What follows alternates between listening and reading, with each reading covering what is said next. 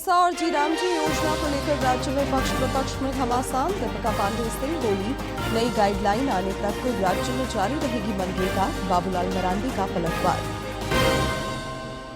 नीति आयोग के पलामू जिला प्रभारी के पाठक ने योजनाओं की प्रगति का जाना हाल। शिक्षा, स्वास्थ्य और कृषि के क्षेत्र में और फोकस करने पर जोर। कृषि मंत्री की आज रांची में विभागीय समीक्षात्मक बैठक। राज्य भर में आज से प्रखंड स्तरीय स्वास्थ्य मेला। स्वस्थ सुखी झारखंड पर जोर।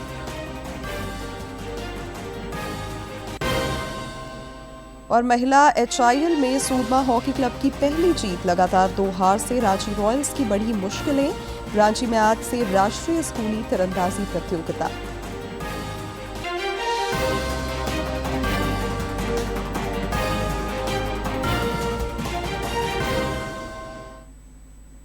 नमस्कार, खबरें झारखंड में आपका स्वागत है। मैं हूं शिवानी कुमारी और अब समाचार विस्तार से। राज्य में इन दिनों पेसा नियमावली और जी राम जी योजना को लेकर पक्ष और विपक्ष के बीच घमासान मचा है और आरोप प्रत्यारोप तेज है। ग्रामीण विकास मंत्री दीपिका पांडे सिंह ने मनरेगा और जी राम जी योजना के प्रावधानों को लेकर अधिकारियों के साथ कल रांची में बैठक की। इस दौरान उन्होंने कहा कि राज्य में 5.5 महीने तक मनरेगा पहले जैसे ही जारी रहेगी। 6 महीने बाद नई योजना में क्या प्रावधान होगा, उसे देखते हुए राज्य सरकार उपयुक्त गाइडलाइन बनाएगी। गौरतलब है कि मनरेगा के मुद्दे पर कांग्रेस नेताओं ने कल रांची में सभा और पदयात्रा भी की थी।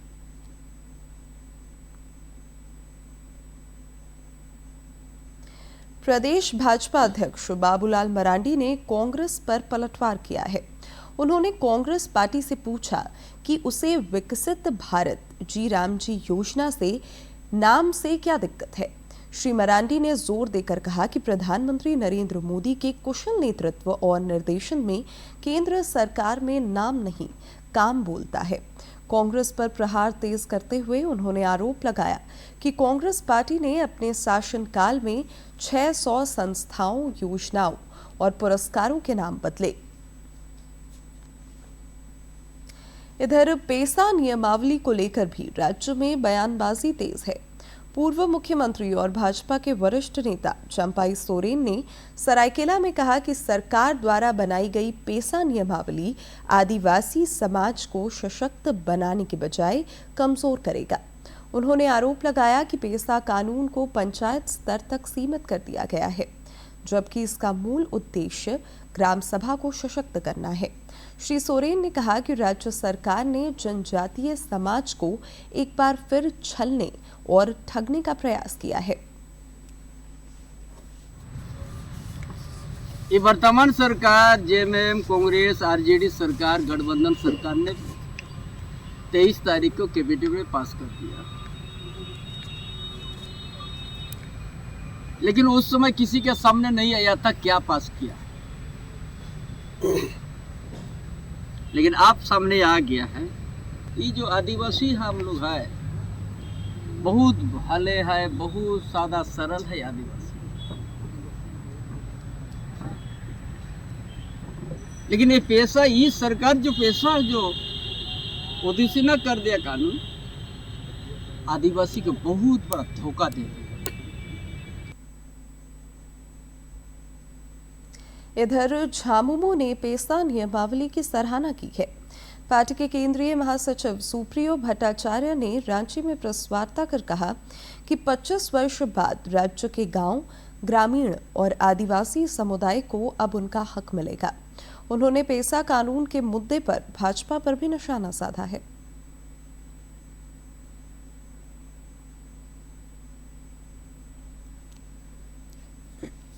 रैयती व्यवस्था, CNT act, XPT act, Wilkinson rule, Kolhan क्षेत्र में अब सब पर मुहर लग गया है पेसा से। पेसा के लिए पुनः बहुत बहुत आभार हेमंत सोरेन सरकार की कि आपने शोषण मुक्त गांव बनाने के लिए पेशा को उदाहरण बनाकर एक मील का पत्थर यहां पर फिर से जोड़ने का काम किया। झामुमो के वरिष्ठ नेता विनोद पांडे ने कहा है कि पार्टी के लिए कार्यकर्ता सर्वोपरि है। उन्होंने कल रांची में बुंडू के पार्टी कार्यकर्ताओं और आंदोलनकारियों से कैंप कार्यालय में संवाद किया।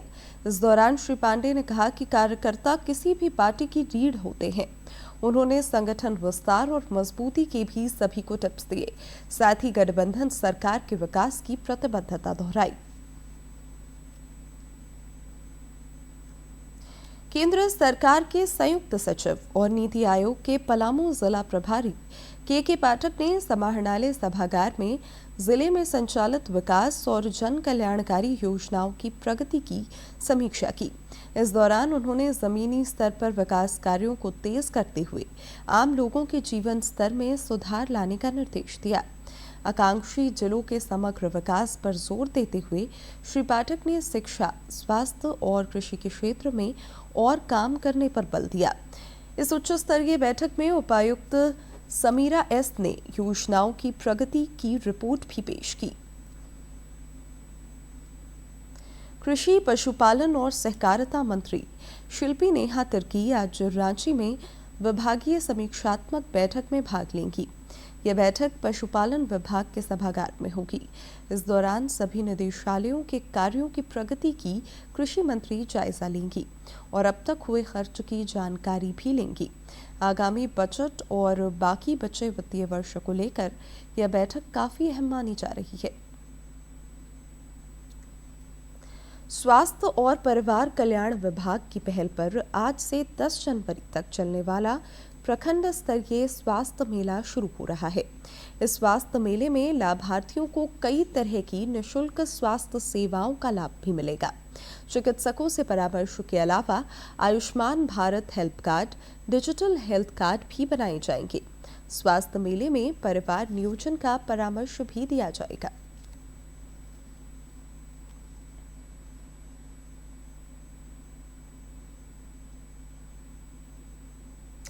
आपदा प्रबंधन को सशक्त बनाने और नागरिकों की सुरक्षा सुनिश्चित करने के लिए राज्य के 5 जिलों में करीब 2160 सिविल डिफेंस स्वयंसेवकों को प्रशिक्षित किया जाएगा। प्रशिक्षण अवधि के दौरान चयनित स्वयंसेवकों को भी दिया जाएगा। शेतपुर में बताया कि 18 से 45 वर्ष आयु के इच्छुक नागरिक आवेदन कर सकते हैं। पूर्वी सिंहभूम के अलावा रांची, बोकारो, गोड्डा और साहिबगंज में सिविल डिफेंस स्वयंसेवकों को प्रशिक्षित किया जाएगा।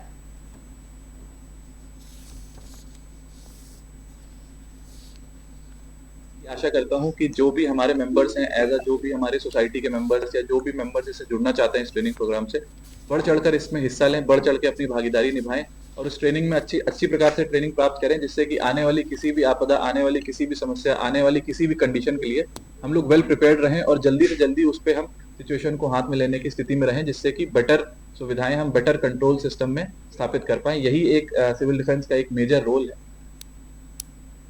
प्रधानमंत्री नरेंद्र मोदी के नेतृत्व में वर्ष 2015 में शुरू हुई प्रगति पहल ने वर्षों से लंबित परियोजनाओं को गति दी है। ब्रह्मपुत्र नदी पर बना बोगीबिल ब्रिज, जो भारत का सबसे लंबा रेल कम रोड ब्रिज है, इसका जीवंत उदाहरण है।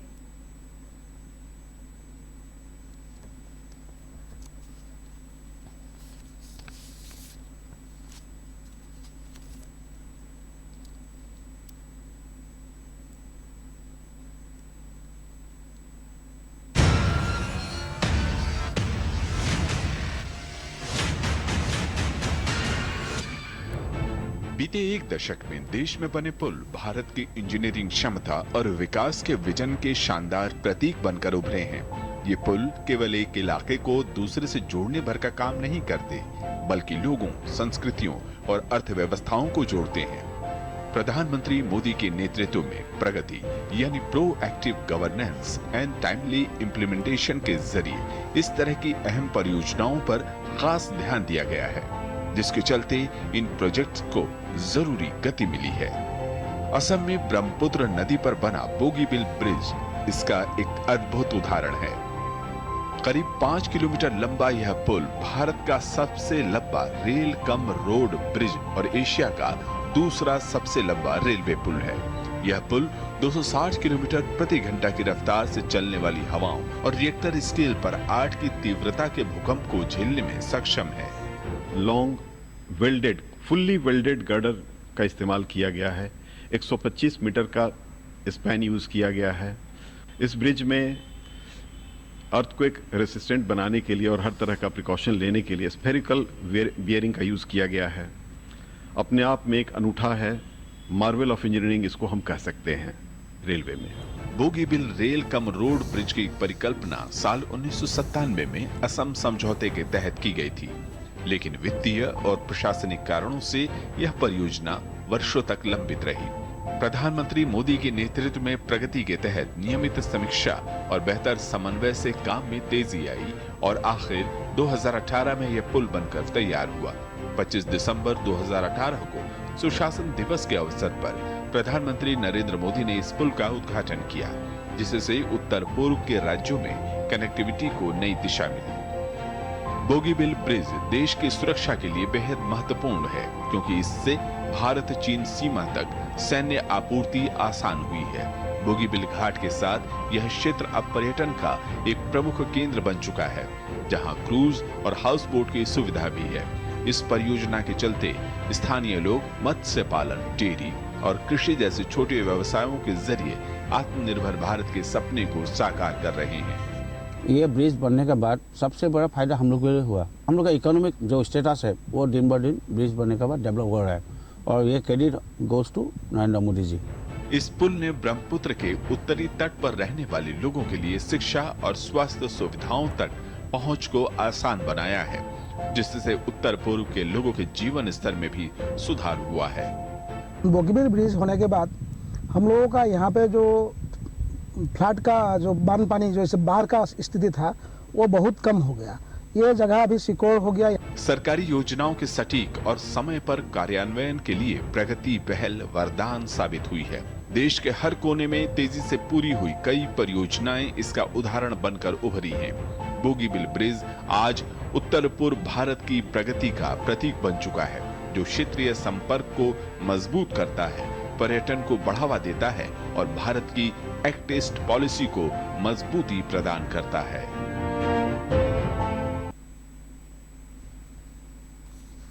और अब कुछ खबर राज्य के विभिन्न जिलों से फटाफट अंदाज में।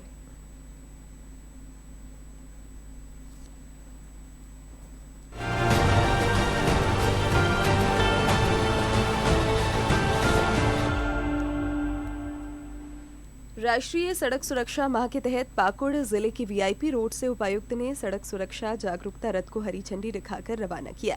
सीख से सुरक्षा, टेक्नोलॉजी से परिवर्तन थीम के तहत helmet, seat belt, over speeding और नशे में वाहन न चलाने को लेकर आमजनों को जागरूक किया जाएगा। पाकुड़ के उपायुक्त ने जिला ग्रामीण विकास शाखा, जिला विकास शाखा, जिला योजना कार्यालय और जल छाजन कार्यालय का निरीक्षण किया। फाइल प्रबंधन, आगत निर्गत पंजी अद्यतन, समयबद्ध कार्य निष्पादन और स्वच्छता बनाए रखने के निर्देश दिए।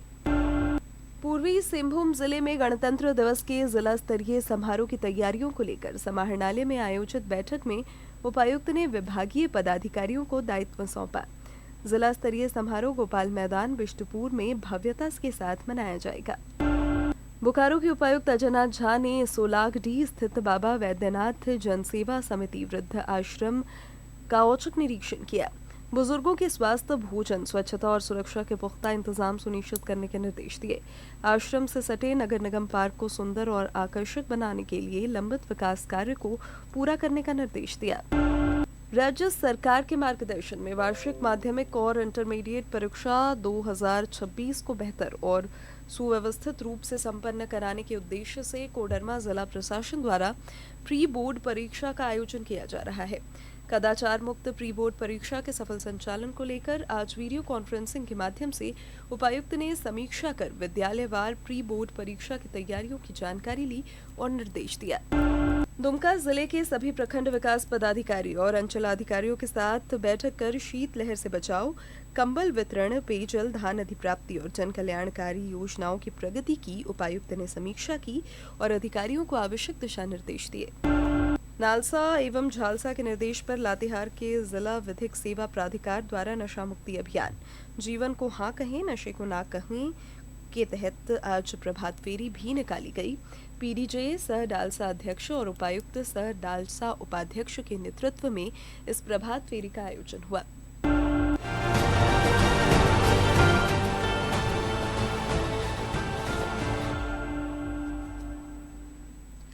और सूरमा हॉकी क्लब ने महिला एचआईएल में जीत का स्वाद चखा है। हार के सिलसिले को तोड़ते हुए कल खेले गए एक मैच में इस टीम ने रांची रॉयल्स को एक रोमांचक मुकाबले में 2-1 से पराजित किया। इधर लगातार 2 हार के बाद रांची रॉयल्स की मुश्किलें बढ़ गई हैं। फाइनल में एंट्री के लिए अब टीम को बंगाल टाइगर्स के प्रदर्शन पर निर्भर रहना पड़ेगा। अंक तालिका में एसजी पाइपर्स शीर्ष पर है, वहीं बंगाल टाइगर्स दूसरे पायदान पर है।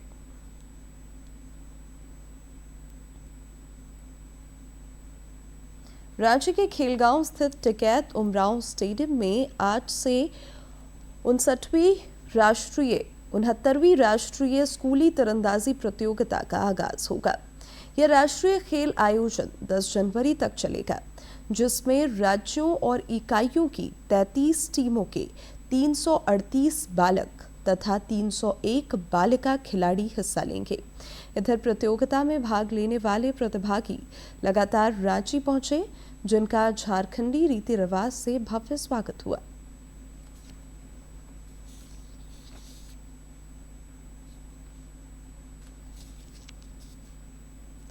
भारत ने यूथ वनडे क्रिकेट सीरीज के दूसरे मुकाबले में वैभव सूर्यवंशी की तूफानी बल्लेबाजी की बदौलत दक्षिण अफ्रीका को 8 विकेट से पराजित कर दिया।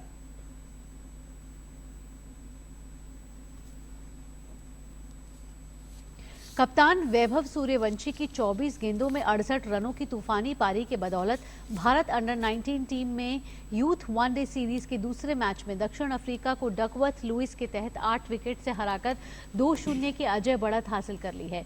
सीरीज में दूसरी बार खराब मौसम से मैच प्रभावित हुआ। आकाशीय बिजली गिरने के कारण खेल काफी देर तक रुका रहा और भारतीय टीम के लिए लक्ष्य को संशोधित करके 27 ओवरों में 174 रन कर दिए गए। भारतीय टीम ने 12 ओवर और 5 गेंद में 2 विकेट पर 115 रन बना लिए। तब आकाशीय बिजली गिरने के कारण खेल को रोकना पड़ा। खेल शुरू होने पर भारत ने 23 ओवर और 3 गेंद में 2 विकेट पर 176 रन बनाकर लक्ष्य हासिल कर लिया। वेदांत त्रिवेदी ने 57 गेंदों पर 31 रन नाबाद और अभिज्ञान कुंडू ने 42 गेंदों पर 48 रन नाबाद ने तीसरे विकेट के लिए 81 रन की अटूट साझेदारी कर टीम को जीत दिला दी। इससे पहले दक्षिण अफ्रीका की अंडर 19 टीम ने 49 ओवर और 3 गेंद में 245 रन बनाकर आउट हो गई। भारत के लिए किशन सिंह ने 8 ओवर और 3 गेंद में 46 रन देकर 4 विकेट चटकाए। सीरीज का तीसरा मैच बुधवार को खेला जाएगा। एनसीसी की पहल पर रांची से रवाना हुई वीर बिरसा मुंडा साइक्लोथॉन विभिन्न पड़ावों से होकर गुजर रही है। इस साइक्लोथॉन ने अब तक 500 किलोमीटर की दूरी तय कर ली है। कदम कदम बढ़ाए जा गीत तो खुशी के गीत गाए जा जैसे प्रेरक पंक्तियों को गुनगुनाते हुए प्रतिभागी अटूट संकल्प के साथ अपने मंजिल राष्ट्रीय राजधानी की ओर बढ़ रहे हैं। इस साइक्लोथॉन को मिर्जापुर से यूपी बटालियन एनसीसी के commanding officer colonel Rakesh Upadhyay ने अगले पड़ाव के लिए रवाना किया। और अब बात मौसम की। राज्य के कई इलाके शीतलहर की चपेट में हैं, जिससे लोगों की मुश्किलें बढ़ गई हैं। पश्चिमी सिंहभूम, बोकारो, हजारीबाग, गुमला, खूंटी, लोहरदगा और कोडरमा जैसे जिलों में शीतलहर के हालात हैं। पिछले 24 घंटे के दौरान गुमला में न्यूनतम तापमान 2.2 डिग्री सेल्सियस रिकॉर्ड किया गया, जो राज्य में सबसे कम रहा। और जानकारी दे रहे हैं हमारे सहयोगी। उत्तर भारत में हो रही बर्फबारी और सक्रिय पश्चिम विक्षोभ का असर अब झारखंड में साफ तौर पर देखने को मिल रहा है। ठंडी हवाओं के कारण पूरा राज्य शीतलहरी के चपेट में है। सुबह के समय घना कोहरा और तेज कनकनी से जनजीवन अस्त व्यस्त हो गया है। इसी बीच स्कूली बच्चों को राहत देते हुए स्कूली शिक्षा एवं साक्षरता विभाग ने राज्य के सभी सरकारी, गैर सरकारी, सहायता प्राप्त और निजी विद्यालयों को 8 जनवरी तक बंद रखने का आदेश जारी किया है। हालांकि जिन विद्यालयों में प्री बोर्ड परीक्षा प्रस्तावित है, वहां परीक्षा संचालन को लेकर जो बोर्ड वहां पे उपस्थित है अपने विवेक से निर्णय ले सकेंगे। अगर तापमान की बात करें तो बीते 24 घंटों में रांची में 4.1 डिग्री, मेदिनीनगर में 5.4 डिग्री और बोकारो में 3.1 डिग्री सेल्सियस तक लुढ़क चुका है। वहीं न्यूनतम तापमान की बात करें तो रांची में 6.6 डिग्री, मेदिनीनगर में 6.3 डिग्री, बोकारो में 8.5 डिग्री, लोहरदगा में 4.1 डिग्री और कांके में 5.2 डिग्री सेल्सियस दर्ज किया गया। सहयोगी सौरभ के साथ मैं सूरज कुमार, डीडी न्यूज झारखंड। इधर लोहरदगा रेलवे स्टेशन के समीप कोयल नदी पर बने पुल का एक पिलर क्षतिग्रस्त हो गया है, जिस कारण 7 जनवरी तक कई ट्रेनों का परिचालन परिवर्तित मार्ग से किया जा रहा है। इधर इंजीनियर की टीम पिलर की मरम्मत के काम में युद्ध स्तर पर जुटी है। संभावना जताई जा रही है कि 7 जनवरी तक मरम्मत कार्य पूरा हो जाएगा, जिसके बाद इस मार्ग पर दोबारा परिचालन शुरू हो सकेगा। मरम्मत कार्य की वजह से लोहरदगा रेलवे स्टेशन से 7 जनवरी तक राजधानी एक्सप्रेस सहित सभी ट्रेनों का परिचालन बंद कर दिया गया है। राजधानी एक्सप्रेस और चोपन एक्सप्रेस ट्रेन को टोरी बरकाकाना रेल मार्ग से डाइवर्ट कर चलाया जा रहा है। साथ ही सासाराम रांची एक्सप्रेस ट्रेन को 8 जनवरी तक रद्द कर दिया गया है। हालांकि मेमो पैसेंजर ट्रेन का परिचालन नगजुआ स्टेशन से रांची और रांची स्टेशन से नगजुआ तक किया जाएगा। पोल में देख रहे थे 1 बजे तक ट्रेन एगो वो रहा है, रांची का दिखा रहा है। परेशानी यही कि हमारा जो है पास बना हुआ यहाँ का रांची का, डेली आना जाना करते हैं, बहुत परेशानी से गुजर रहे हैं। अभी आए हैं जाने के लिए रांची, ट्रेन जो है रद्द कैंसिल है, बोले पुल जो है डैमेज हो गया है, अब क्या करें। गिरिडीह जिले के बगोदर प्रखंड के एक साधारण आदिवासी युवक ने अपनी ईमानदारी से पूरे समाज के लिए मिसाल पेश की है। बैंक से गलती से मिले अतिरिक्त 1 लाख रुपए को बिना किसी लालच के लौटाकर प्रभु मुर्मू ने यह साबित कर दिया कि गरीबी मजबूरी हो सकती है, लेकिन बेईमानी नहीं। यह मामला गिरिडीह जिले के बगोदर प्रखंड का है। जरमुन्नी पश्चिमी पंचायत के आदिवासी बहुल गांव गैडाही निवासी प्रभु मुर्मू SBI बगोदर शाखा से पैसे की निकासी करने पहुंचे थे। इसी दौरान बैंक कैशियर से हुई मानवीय भूल से प्रभु मुर्मू को तय राशि से 1 लाख रुपए अधिक दे दिए गए, लेकिन प्रभु ने इस अतिरिक्त राशि को अपनी कमाई नहीं बल्कि बैंक की अमानत समझा। स्टेट बैंक में 3 तारीख को आया था, तो 1,30,000 का निकासी करने आए थे, लेकिन मिस्टेक से हमको 2,30,000 रुपया दिया गया, जो कि हमको बाहर में जाने के बाद पता चला कि हमको ज़्यादा पैसा मिला। तो तुरंत हम अपने क्षेत्र के जिला परिषद दुर्गेश जी को संपर्क किए और उनको बताया कि हमको ज़्यादा पैसा मिल गया है, इसका आप ये ब्रांच के मैनेजर है उनसे बात करके पैसा हम रिटर्न करना चाहते हैं। अतिरिक्त राशि मिलने के बाद प्रभु मुर्मू ने तुरंत इसकी जानकारी अपने परिचित और जिला परिषद सदस्य दुर्गेश कुमार को दी। इसके बाद वे स्वयं बैंक पहुंचे और शाखा प्रबंधक को अतिरिक्त 1 लाख रुपए लौटाए। प्रभु की इस ईमानदारी से बैंक प्रबंधन भी भावुक हो उठा। SBI बगोदर शाखा की ओर से प्रभु मुर्मू को उपहार देकर सम्मानित किया गया। शाम में ही प्रभु मुर्मू जी ने मुझे कॉल करके जानकारी दी।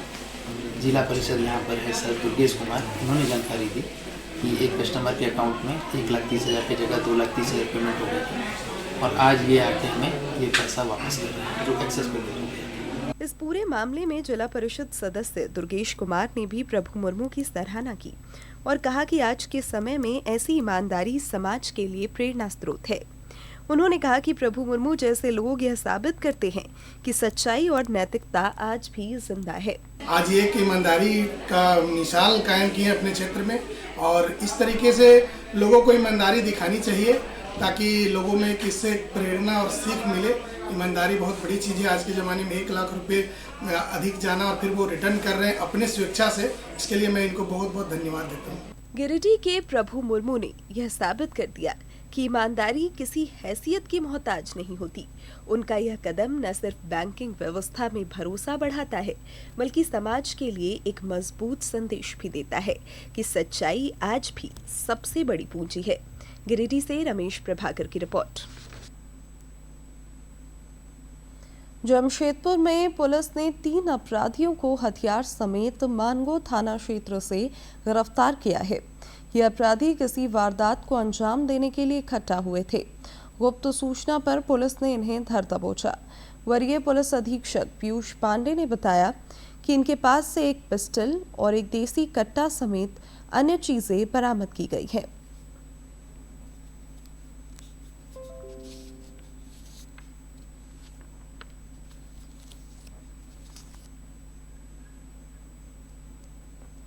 एक टीम का गठन किया गया जिसको लीड कर रहे थे डीएसपी हेडक्वार्टर 1 और फिर वहां पर छापामारी कराई गई तो 3 व्यक्ति दानिश हुसैन, राशिद अंसारी और गुलाम खान को वहां पकड़ा गया और जब उनकी तलाशी ली गई तो हम लोगों को एक पिस्टल, एक देसी कट्टा, जिंदा कारतूस और एक चाकू जैसा धारदार हथियार और मोटरसाइकिल हम लोग को उनके पास से बरामद हुई। अंत में जाते जाते देखते हैं सोशल मीडिया की दिलचस्प और खास झलकियां।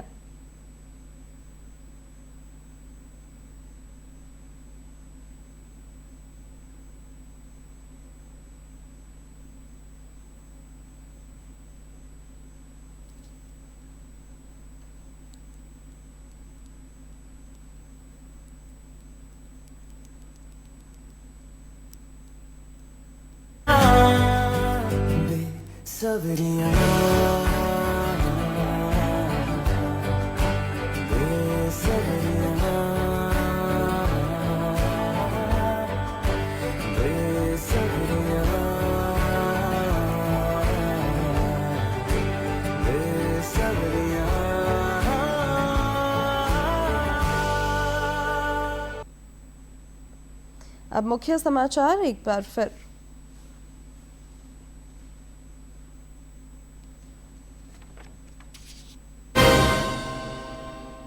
पेसा और जी रामजी योजना को लेकर राज्य में पक्ष विपक्ष में घमासान। दीपिका पांडे सिंह बोली, नई गाइडलाइन आने तक राज्य में जारी रहेगी मनरेगा।